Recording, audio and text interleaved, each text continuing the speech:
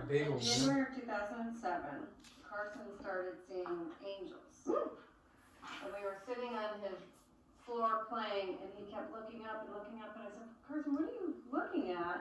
And what did you say? Angels. Yeah. I said, what do they look like? What did they look like? What do they look like?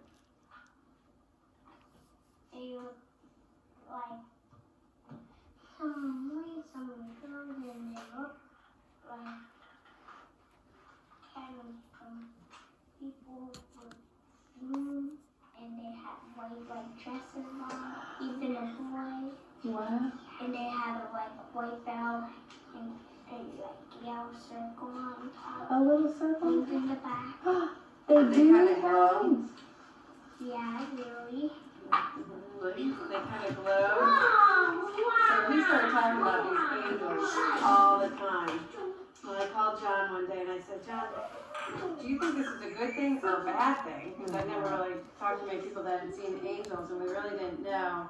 And then 2 months later, he started, had a bad fever over a weekend with no other signs, and then started limping.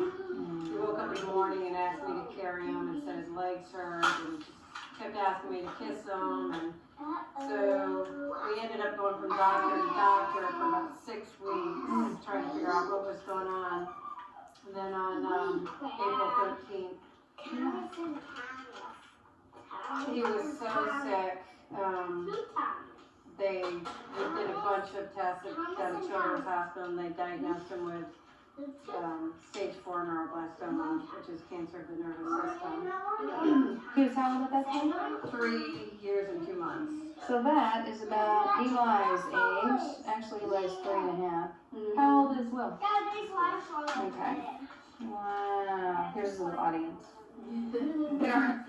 Hey Eli, listen.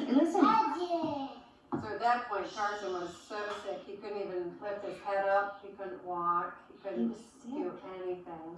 He had cancer in his bones throughout his whole body, and it made him feel really sick. And so we went down to St. Jude Hospital, and he started getting chemo, and throughout his chemo was a medicine to try and get rid of the cancer in his body, to try and make him so he wasn't sick anymore. And throughout his treatment, his angels would always talk to him. Oh.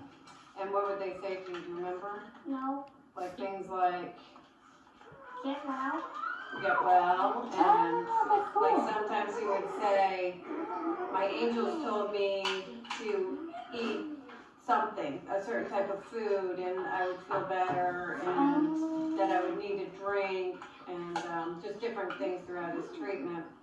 And then one night, the night before his surgery, he woke up in the middle of the night, and we slept in the same room together, and he was sitting straight up, and he kept saying, Mommy, Mommy, Jesus loves me. Do you remember?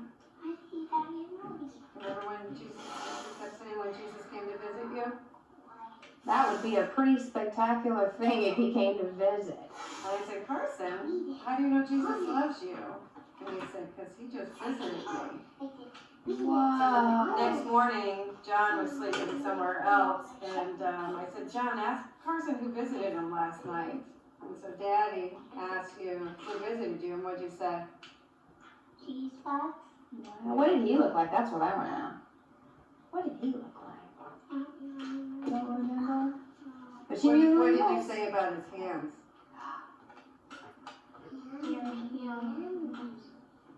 What did he say? They're healing hands. Healing. So we asked John, kept saying, what's he look like? What's he look like? He goes, he has really, really big hands. And they told me that they were healing hands, and that he loved him, and that he held you in his hands, right? Oh, You know? And the next day we had surgery, and it was supposed to be a 6-hour surgery. It only ended up being a 2-hour surgery. The whole tumor had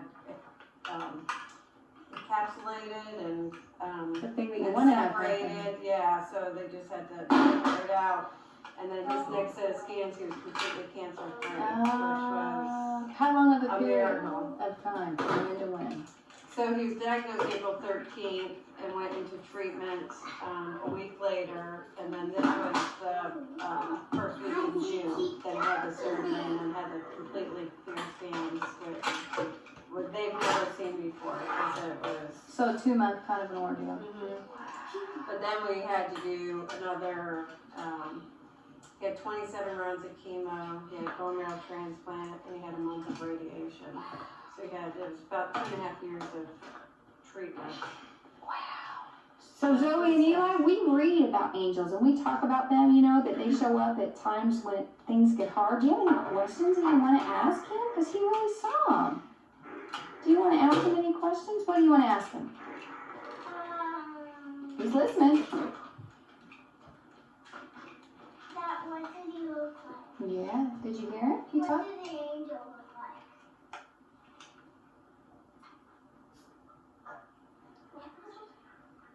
I just said that. You told her. Can you tell her again? Because I don't think she was listening. Can you tell her again? She wasn't listening. Okay. Look. Hey. Oh. Now let me tell you what are what first. Like some were boys and some were girls. And then, but what they look like is, well, there was some that was boys and some that was girls that was the same. And they had like white dresses on, and they had moon, and they had like yellow circle on them, and there was like yellow bell. What? That was a halo. I know. Yeah. And what around the waist? What was that you were saying? What around the waist? What? You said they have something around their waist too, or just around their head? It was around the waist, Mm-hmm. a like yellow bow, Oh. and they had a halo on top. Wow. So they would kind of fly around. What? Did they have? Yeah, they fly. Wow. And what did Jesus look like? Remember, Carson?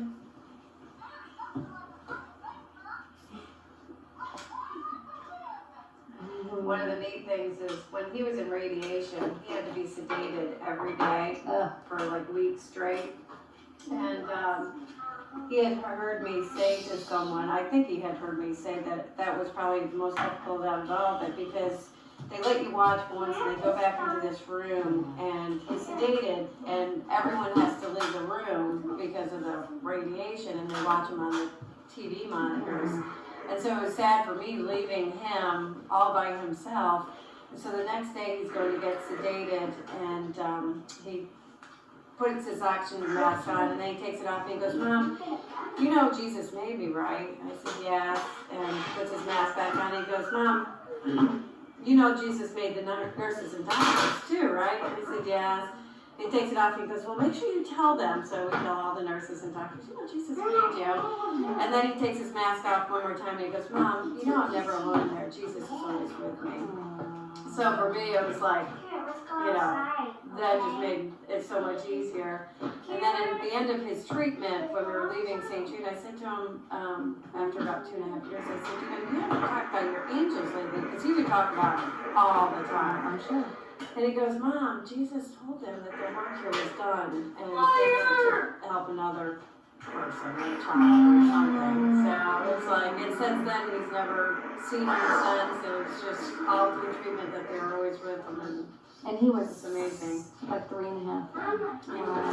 Well, yeah, 3.5 when he's diagnosed. By the end, he was 5. 5, and he was in the kindergarten yesterday, or last year in school, and now he's outside running around, playing in the yard. Yeah, running out there. Well, how cool, because we wanted to hear his story, and that sure was special. Hey guys, you want to go with them? They're checking it out. There's his brother going up too. What did you just ask? That the angels had names. Who were they? Carson said. Who were they? He said, I think Andrew, and there's another one. Then I don't think he knew the girl angels. I know there was a girl angel, but yeah, he always talked about him by name. You're kidding. Yeah. By name. Well, it was funny because I never asked him if they had a name, and my mom was talking to someone once that she one of her friends that did a lot of research on angels, and she goes, well, I bet you Carson knows their names. And so I asked him, and he did, yeah. So then he always talked about them by name after that. And he had quite a few, but he had the 3 main ones, and Andrew was his. You think it was a guardian angel? I mean, you hear about guardian angels. You wonder if that was a special I would think so. connection. I would think that the angel was a special. And it's funny because Jared ended up being his best friend afterwards. Like he didn't know any Jareds, and they're like old souls together. It's weird. So I said, I wonder if there was. And Jared was a real little friend of his now, Jared? Yes. Oh. Yeah. So. Well, I mean, I remember the first time you told me that story at Awana, and I was just in tears, and I was like, I want the kids to hear this, just because we read about it in the Bible, and that to be able to hear somebody in Zoe's class actually experience that, that's fantastic. Well, now whenever we go through scans, because, we do the scans every 3 months, every time, I get nervous, I think about, Jesus holding him in his healing hands and saying he loves him, and, that just gives me so much comfort. And for him to wake up in the middle of the night, like he never did that, and then to remember the next day, it was. And he was able to tell your husband that's what happened, who visited him. Yeah. And he actually had Jesus hold him in his hands? What? That is amazing. That was your little guy. And to have that cancer out of his body that quickly was amazing, because he literally, 75% of his bone marrow was cancer. He had it in his spine, his skull, chest, all his lymph nodes, everything. And, for it to go away that quick, it wasn't the chemo. So.